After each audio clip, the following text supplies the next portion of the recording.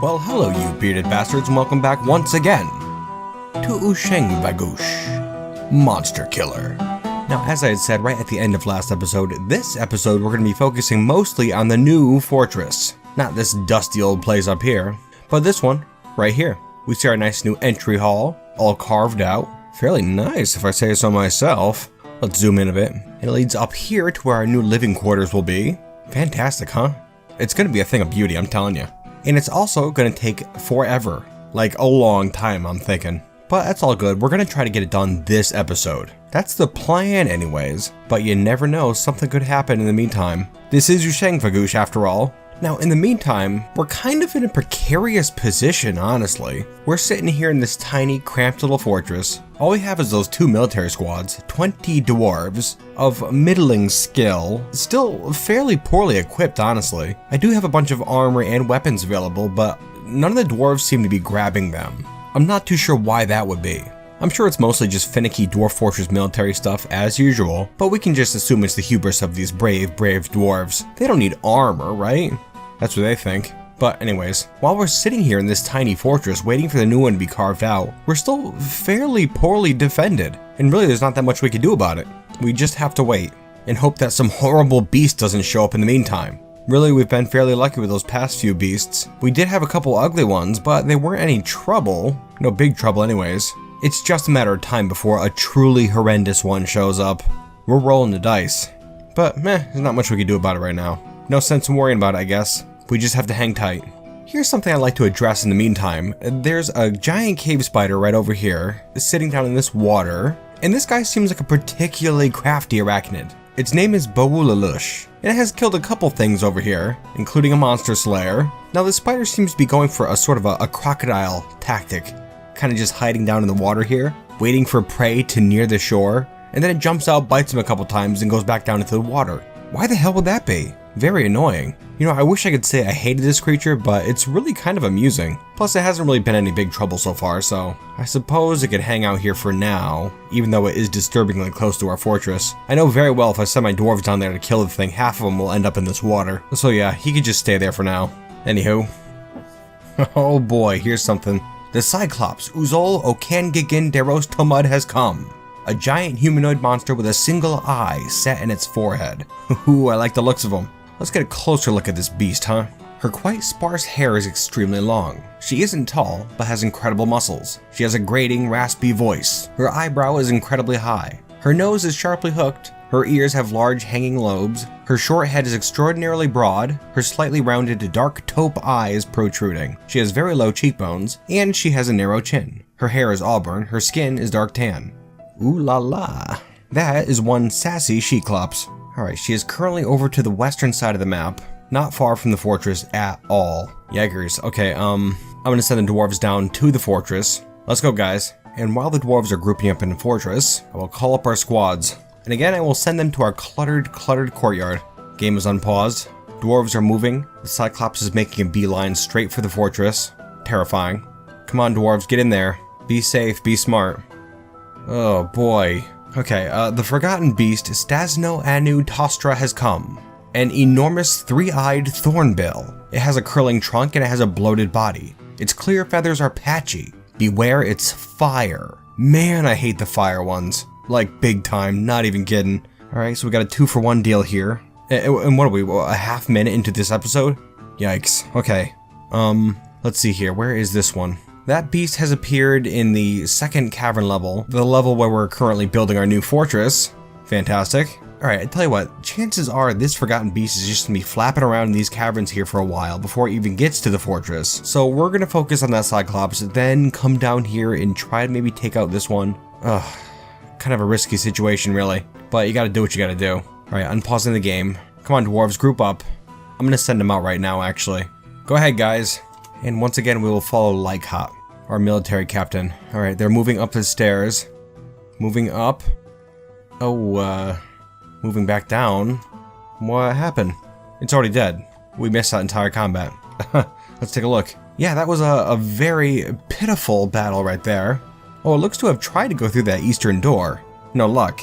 Alright, well now that that's out of the way, back to that forgotten beast, let's take a look. Yeah, the creature seems to be hanging around in the southern section of the second cavern level, but now it's moving north towards the new fortress, pausing the game. Ooh, yeah, it's kind of heading up here towards our fortress. I don't like that at all. A, B, I'm going to take both of my squads, and I'm going to move them, let's see, I'm going to move them here outside the 3 Forgotten Beast pens, okay? Let's go, squads, because currently that's the only way into the actual fortress from this cavern level, and there should be no dwarves out in the caves currently, just monster slayers, who are still swarming the caverns. Oh, speaking of which, it looks like the beast is fighting a human spearman currently. Let's watch. Fighting. Alright, I'm seeing some blood. Looks to be coming from the human. Oh, still fighting. There's another human now. The Forgotten Beast is doing a number on these poor monster slayers. Although it looks to be wounded now. Here come the dwarves out into the tunnels now. I'm gonna send them up on top of this hallway. Right here. Alright, here we go. The dwarves are moving in. Fighting the creature. Fighting. It's a tough one. I don't see any fire here. The beast is enraged. They're still fighting it. Oh, and they killed it. Fantastic. Good job, dwarves. A tough battle indeed. Yeah, that creature had a lot more fight in it than I thought it would. Wow. But we got it. No worries. Guys, I think we know this is going to be an exciting episode. I mean, come on. We're off to a great start already. Alright, turning the burrow off now. Everyone get back to work, please. Thank you. I'm going to get our new Forgotten Beast carcass displayed in our museum. Alright, you know what? I think I'm actually going to put that Cyclops in here. How does that sound? That was our first monstrous above-ground foe. Fairly memorable, I'd say. And this Forgotten Beast, I'll tell you what, let's just butcher that baby up. It was a fun battle, but not too memorable. Oh, you know what? Scratch that. Looks like this beast's carcass was horribly mutilated. We can't do much with it now. Well, it's a shame. Well, it looks like we have to make some more pedestals, I guess. Yikes, huh? We really have to hurry up with that new museum. Yeah, I suppose we'll get some new pedestals made, and we'll also continue our work down here in the new fortress. How does that sound? Sounds good to me. Oh, looks like we have another artifact on the way. Stakhud Urvatkiskal, the gut puller, is taken by a Fey mood. Very cool. Ooh. Stakhud Urvatkiskal, the gut puller, has created Nidos Darkoth, a horse bone spear. She claims it as a family heirloom. And I have a feeling this one's going to be pretty cool. Let's take a look. The Ferocity of Prophecies. Oh, wow. Yeah, there's a lot on there. Get comfy, you bearded bastards. This is a horsebone spear. All craft dwarf is of the highest quality. This object is adorned with hanging rings of horse leather and menaces with spikes of tanzanite, horse leather, and smoky quartz. On the item is an image of Azlok, Comet Demons the Goblin, and Boot Risky the Giant Jaguar on Horsebone. The Jaguar is killing the Goblin. Something that happened here in the Born Dunes in the year 245. There's also an image of Kaduzum Oakenfires, the Sand Titan in Tanzanite. The Sand Titan is traveling, which relates to the wandering of this Sand Titan Kaduzum through the Born Dunes in a time before time. Remember, our fortress is currently located in the Born Dunes. I'm not sure if this Sand Titan is something that's still wandering the area. A little worrisome. On the item is an image of a red spinach in giant cave swallow leather, as well as a second image of that Sand Titan killing an elf, something that happened here in the Born Dunes a few years ago.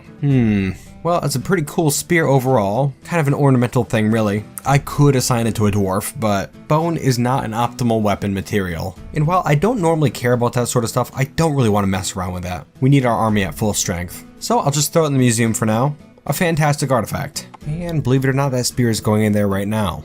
It's currently a bit smelly in our museum, just because that Cyclops corpse is still a bit fresh. Gonna have to let it dry out a bit, I suppose. That's kind of messed up, really, when you think about it. Just throwing rotten corpses into our museum. Whatever. What's a little stink? Oh, just happened to catch some action down here. Game is currently paused, but Sinan Apelroth, the lady consort, is fighting a cave crocodile. Let's take a look.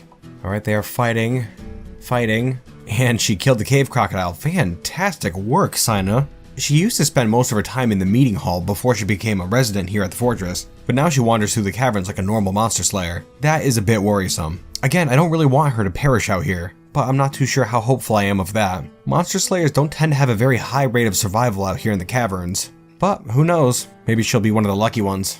Oh hey, interesting, just spotted some action over here. That wily cave spider Bawalalush is fighting a couple of troglodytes here. Let's watch. Alright, fighting, there's 2 troglodytes here. They seem to be giving the spider a pretty hard time. The water is currently filled with spider ichor, it seems. And that spider is not having a great time. Although it looks like the troglodytes are running off. Well, whatever. You'll live to see another day, you sneaky spider. Anywho, we have a human caravan here from Iquianthath. Welcome, welcome. Come on in, don't be shy. We have plenty of crafts to trade this time, so I'm hoping to get some pretty good stuff. Oh, hey now. Before we do any trading, we have another forgotten beast. The forgotten beast Azlot has come. A towering eyeless lobster. It has a knobby trunk and it appears to be emaciated. Its pale chestnut exoskeleton is leathery. Beware its deadly blood. Deadly blood, huh? That sounds like it could be troublesome. So it could be fairly harmless actually. Might give my dwarf some blisters. Or it could be something truly terrible, like it could just dissolve their flesh or something. Which, you know, wouldn't be a stellar thing to have happen. Ugh. Well, let's keep rolling those dice, huh? Well, let's see. Looks like this big bastard is on the first cavern layer, which is where our old fortress and all of our dwarves are. Well, dwarves, you know the routine at this point. Everyone to the burrow. Let's go. There we go. Everyone into the fortress. Come on. Let's go. Let's go. And here comes that beast. It's moving in. I like, by the way, how it has a little lobster icon here, mostly used for cave lobster. Quite unique. Alright, it just kind of appears to be wandering around at the moment, and I lost sight of it. Well, no worries. We're safe in the fortress for now. Well, I'll tell you what, how about in the meantime we do some trading, huh? Might as well. Alright, let's see here.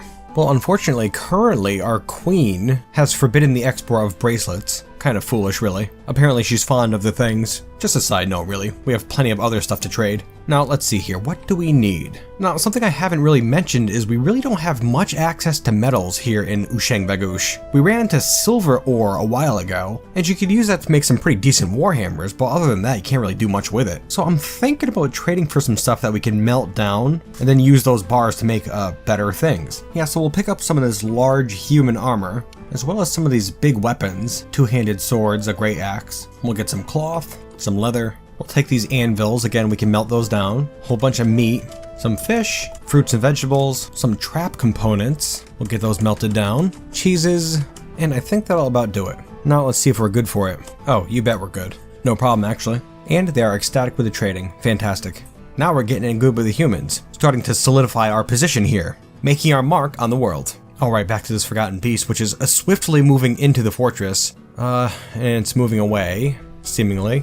Climbing through the caverns. That's kind of cool, actually. Just picturing this giant lobster swinging through the caverns. Alright, seems to be coming around from the north now. Heading up towards the fortress. Alright, pausing the game. And I'm going to move my 2 squads here to the stockpile room. And I'm going to lock up the front gates. Done and done. Let's go, dwarves. Get in here. We have yet another beast to kill. Alright, the lobster is trying to take these doors off the hinges. Currently shrouded in a fog of stink from all the dead bodies out in the caves. The dwarves are getting into position here. Prepare yourselves, dwarves. It's hard to say for sure which of these beasts will be our end. Alright, it has one of the doors off the hinges. Starting to hesitate a bit. You know what? Screw it. Let's hope for another one like that leech. Unlocking the door, following Lycott, our military captain, and sending them out. Let's go, dwarves. Alright, they're charging through the hall. They are out, fighting the beast. Fighting, it's hard to tell what's going on.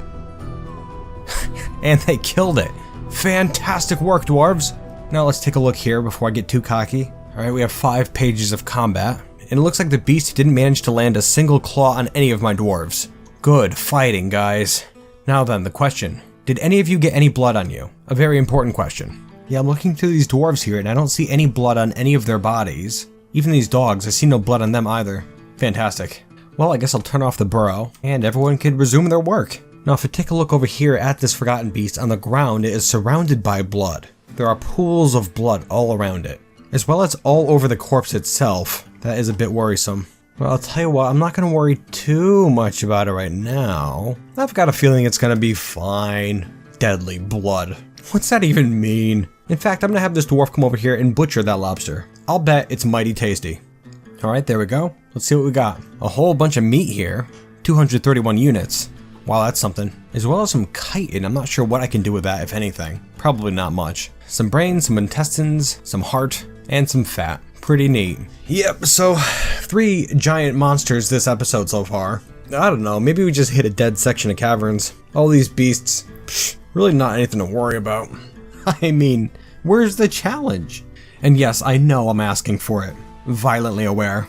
Alright, now that we've killed that beast, let's take a look down here at the new fortress. Coming right along, says I. We already have 1, 2, 3, 4. Nearly 5 levels completely carved out, and just a couple finishing touches on the others. Of course, then we gotta get the whole thing smoothed. But I think after we get it carved out, I'm gonna start on that little walkway over here leading over to the meeting hall. We should get the whole thing carved out in one big go. It's probably the smart thing to do. In fact, let's get started on that, just so we can build that walkway while these guys are still mining. There we are. That'll be good enough to get us started anyways. Oh hey, here's something. Here we can see a small group of plump helmet men, just kind of sitting on this ledge here, far underground. Very cool, let's take a look. A plump helmet man. A small humanoid resembling a walking mushroom with arms and legs. It lives far underground near water and soil. Her exterior is purple. Well, that is interesting. This one here is a female. I wouldn't have expected mushroom people to have different genders, but here we are. Fascinating. It's really cool that there's a little tribe of them wandering around down here. It's a shame we couldn't recruit some of them into the fortress. That would be so cool. But, oh well. Just not meant to be, I suppose. Well, keep on keeping on, little dudes. Oh boy, another forgotten beast, guys. The forgotten beast, Gened, has come. A gigantic hairy viper. It has large mandibles and it undulates rhythmically. Its black hair is unkempt. Beware its poisonous bite. Very interesting. Kind of a terrifying creature, really. Mandibles? A poisonous bite?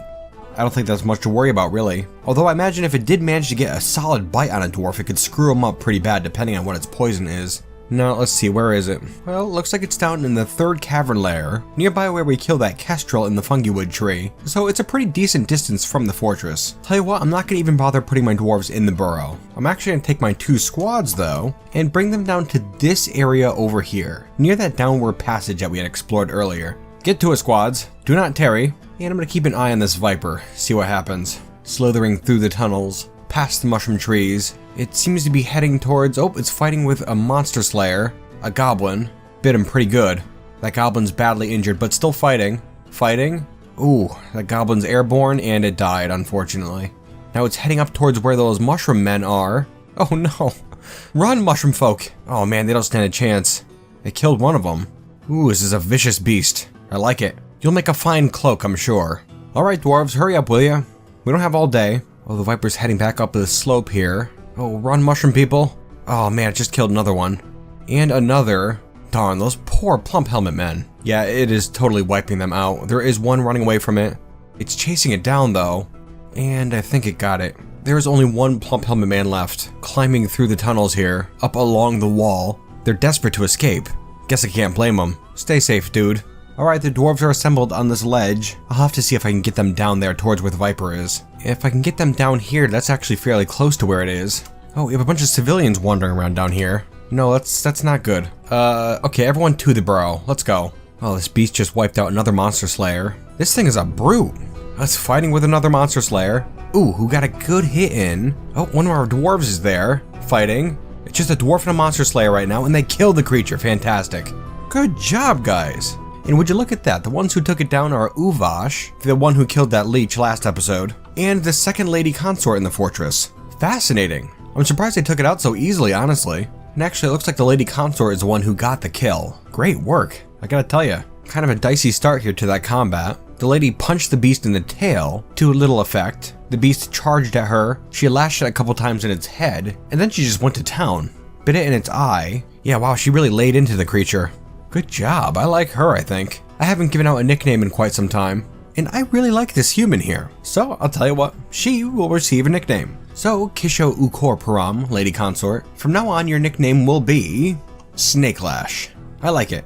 Also, fun fact, her son was living in the fortress some time ago, but unfortunately he perished somewhere in the caves. Just a little something. Makes you feel for the character, you know? Well, keep on keeping on, Snakelash. You are a total pro. Burrows are off, everyone's back to work. Good, good. Oh man, I just realized this one plump helmet man is still clinging to this cave wall down here. His entire family has just been killed in front of him. He's probably panicked. I really wish there was a way I can invite him to join our fortress here. But damn it, just can't happen, I guess. A real shame. You know, I would really love to butcher this creature, but it doesn't look like I can. I had read recently though that if a butcher shop is too far away from a corpse, then you can't butcher certain creatures. So I'm gonna try building a butcher shop down here right by the Forgotten Beast. We'll see if this works. I don't have my hopes too high, but I guess we'll see. You never know. Another problem is this creature might start rotting before we can butcher it. That would be a shame. Let's go, hurry up, dwarf. We have a quickly rotting carcass that needs tending to. Pick up the pace, let's go, let's go. Alright, almost there. Alright, and it's built. And someone's heading to butcher a creature. Hey, there we go. That seemed to work. Yeah, it must be a distance thing. I never realized. Alright, all butchered up. Bunch of fairly standard stuff. This one did have 317 units of meat, quite a bit, really. 55 units of bone, and also had scale, which I believe is like skin, but it cannot be tanned. And I'm pretty sure that's what chitin is as well, like from that last Forgotten Beast. It's just that creature's skin. Untannable skin. Super lame. Hey, something else pretty neat here.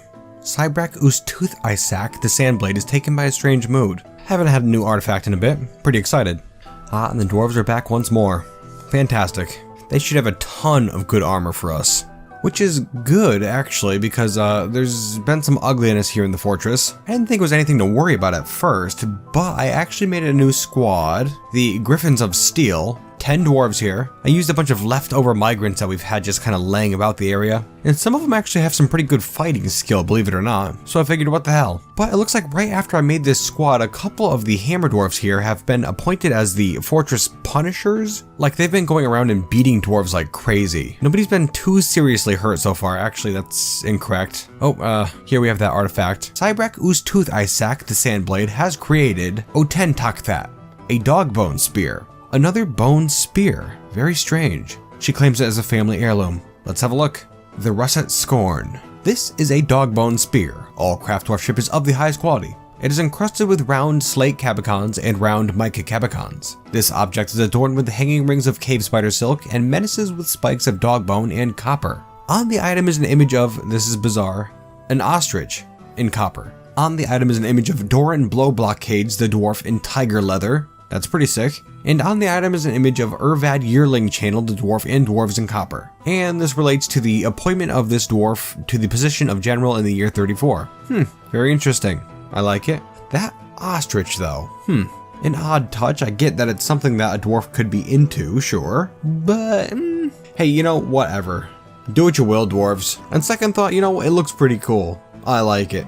Good job, dwarf. A fine addition to our museum, I'd say. But before we do that, yeah, these griffins here are doling out punishments left and right. Really kind of brutal, honestly. This guy just got the tar beaten out of him. Man, you want to cut it out? You know, I guess it is slightly understandable anyways, just because Obak, our queen, has been mandating that we build things since the very beginning. And I don't think we've made a single thing for her.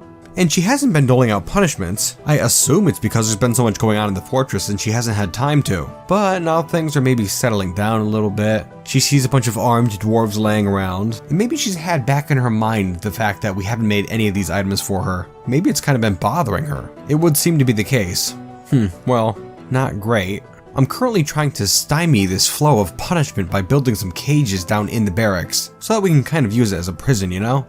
I don't really want dwarves getting beaten to death. Especially if it's some sort of an important dwarf, one I'm a big fan of. Man, I'd be pissed. Oh, here's a liaison again. Once again asking if we'd like to be part of the homeland, and again I will turn them down. Not interested.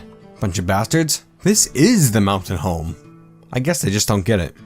Here's something. Puck Handykist has claimed the position of Lord of the Coalition of Hail.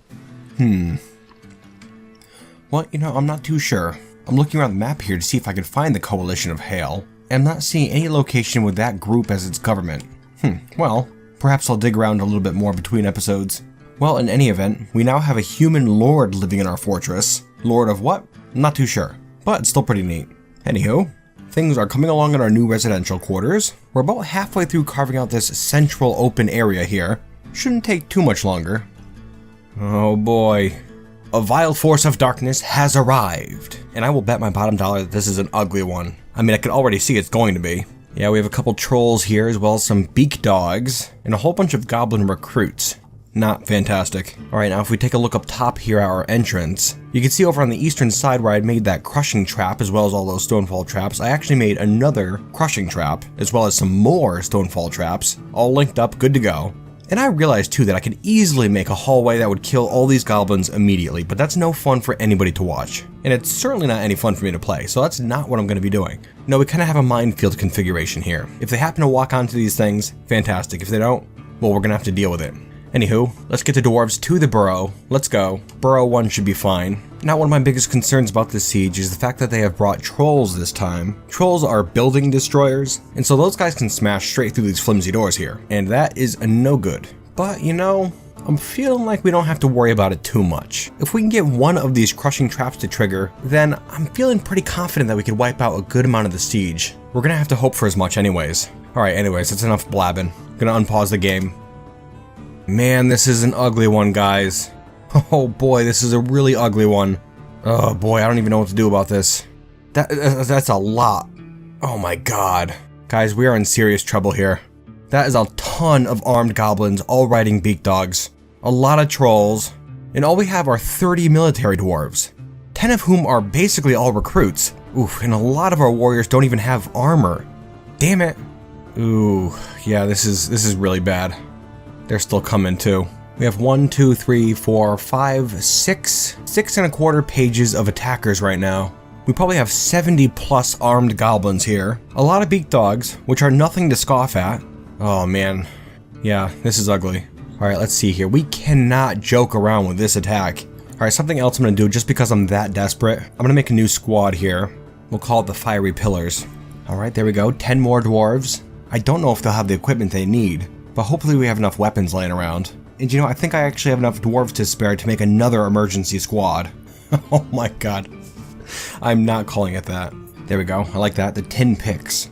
There we are. 10 more dwarves. Man, this is gonna get ugly, I'm telling you. Alright, something else I'll do just as an act of desperation is I'm going to increase the burrow just a little bit this way, and I'm gonna build a couple of walls just right in here, and I'll put some doors in there as well, and I'm also gonna put some more stonefall traps just right here. I know it's not much, but it's all we have time for, really. And you know, I think I'm actually gonna even extend the burrow up to this level and build a couple more tiny walls as well as a couple more doors, just to slow down the siege a little bit, hopefully break it up a little. I'm not sure if it's gonna work, but I suppose we'll see. Oh man, guys, and you know what? The only thing worse than a siege like this is a cliffhanger. But I'm not gonna try to cram this siege into the last couple minutes of this video. Unfortunately, we have to wait till next week, and I am terribly sorry about that. But it should be an exciting one, I'll tell you that much. This is easily our biggest threat so far. Easily. And I'm not too sure how confident I am that we could deal with it successfully. But I guess we'll see. No sense worrying about it just yet. Oh, Ushang Vagoosh. What will happen to you next episode? We're only just getting started here. We must pull through. Well, as promised last episode, we did manage to carve out our living quarters, for the most part. We still have a bit of that central section there to carve away, but it's getting there. Just a couple levels left. And if we have a look over here, we can see our meeting hall. The walkway is completely finished. Nice roof above, some fortifications in the walls. I was making glass windows to put in there, but I'm not sure we'll have a chance to finish it now. Ugh. I suppose this new fortress is the least of my concerns at the moment. Well, anyways, you bearded bastards, I hope you enjoyed watching this episode, and I certainly hope you'll join me next time. And let me tell you, I can almost guarantee it's going to be a bloody, wild ride, so buckle yourselves in. But, until then, you bearded bastards,